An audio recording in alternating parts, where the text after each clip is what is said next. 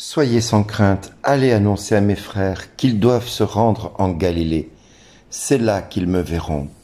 Alléluia.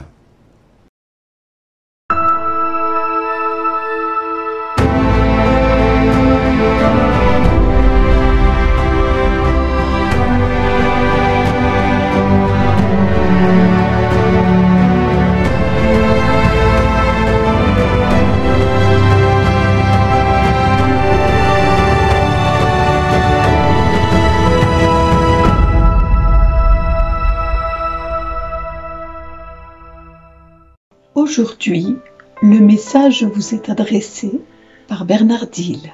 Bonjour les amis. Non, ce n'est pas une farce, ce n'est pas un poisson d'avril. C'est une vérité que nous vous annonçons. C'est le témoignage de Jésus, le Christ, notre Seigneur. Quelle merveille ce texte de l'Évangile. Quelle merveille que le Seigneur nous a réservé à travers cet Évangile de Matthieu.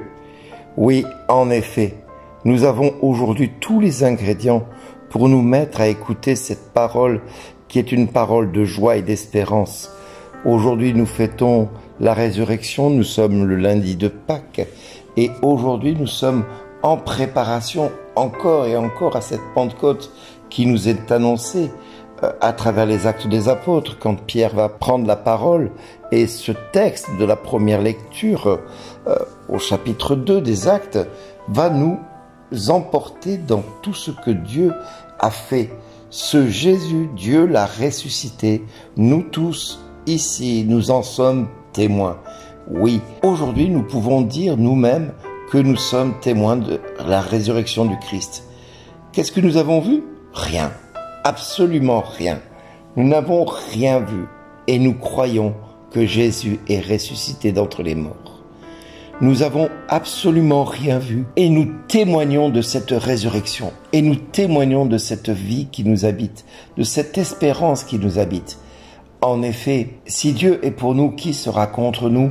Et c'est cela qui va nous motiver à témoigner partout et toujours auprès de ceux que nous aimerions voir suivre le Christ. Alors aujourd'hui, mes amis, j'ai envie de nous dire à chacun de nous, soyons dans la joie, soyons dans l'allégresse, parce que aujourd'hui ce n'est pas un jour ordinaire.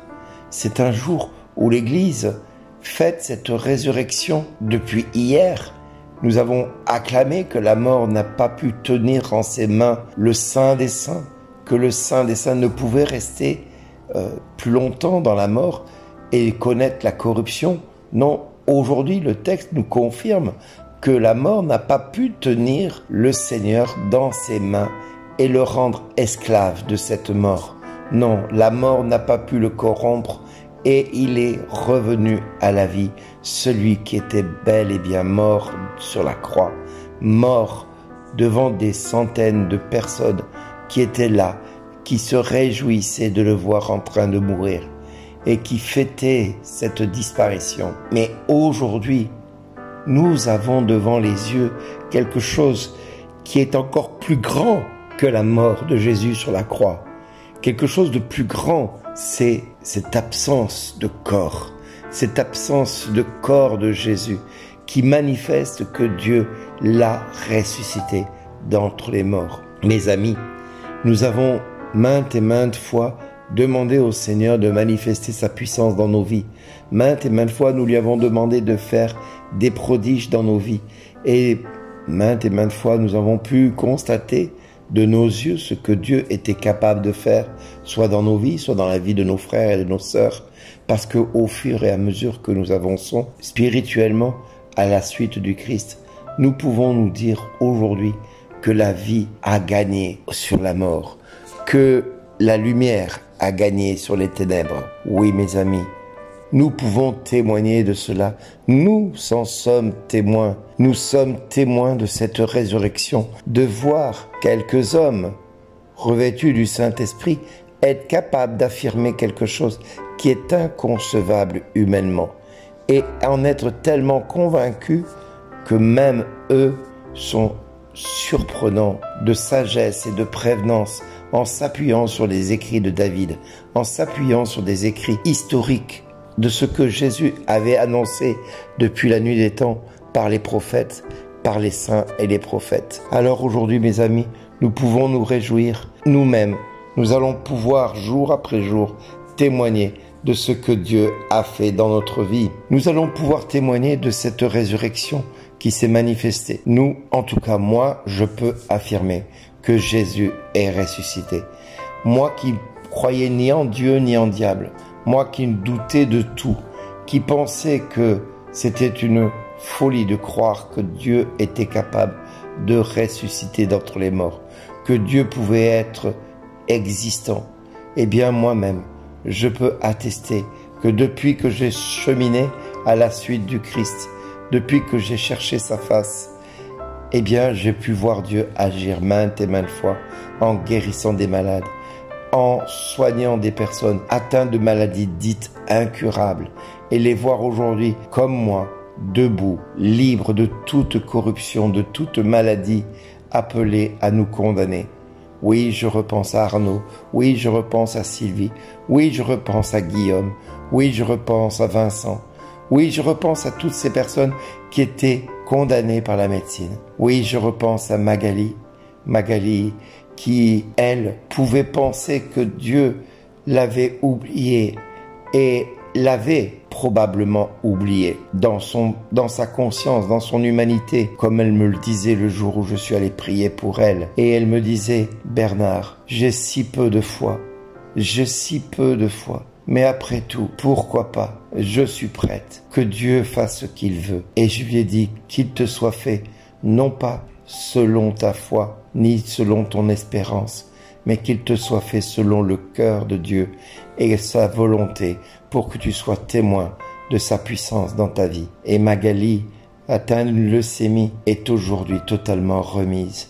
Les médecins ont parlé de rémission suite à sa chimiothérapie et ses traitements qu'elle a suivis. Et elle est toujours là, aujourd'hui. Alors certes, ce n'est pas un miracle prodigieux au sens que nous pouvons l'entendre, mais aujourd'hui, elle sait que Jésus existe dans sa vie.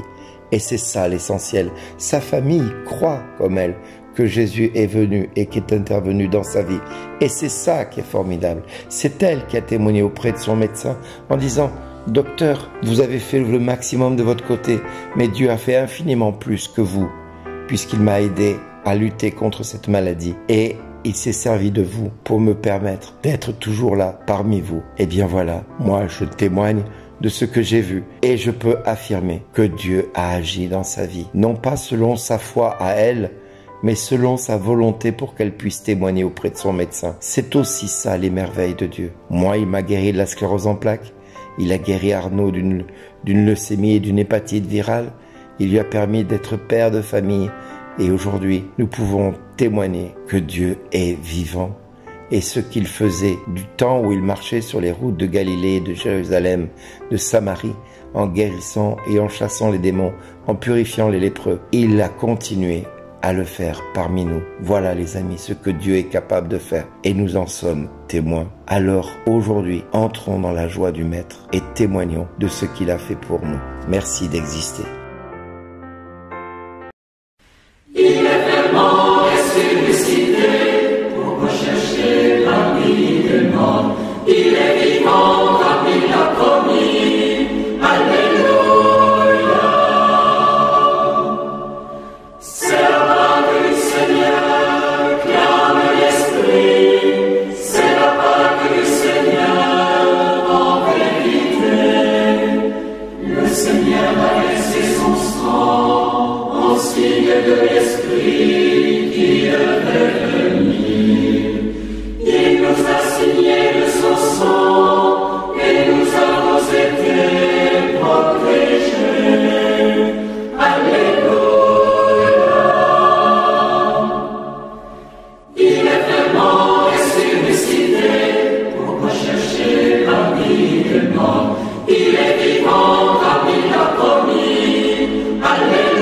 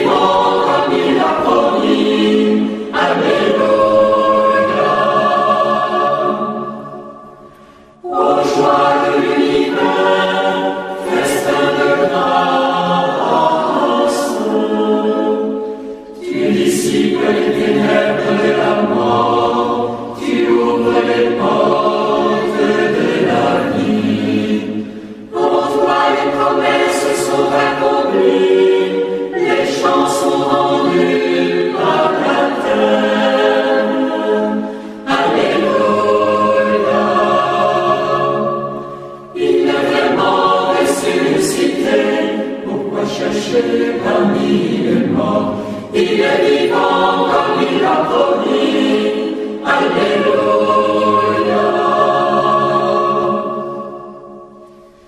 Au Pâques, noce de l'agneau, le Dieu du ciel vient s'unir à nous dans l'esprit. L'immense salle des noces est remplie de convives. Tous portent la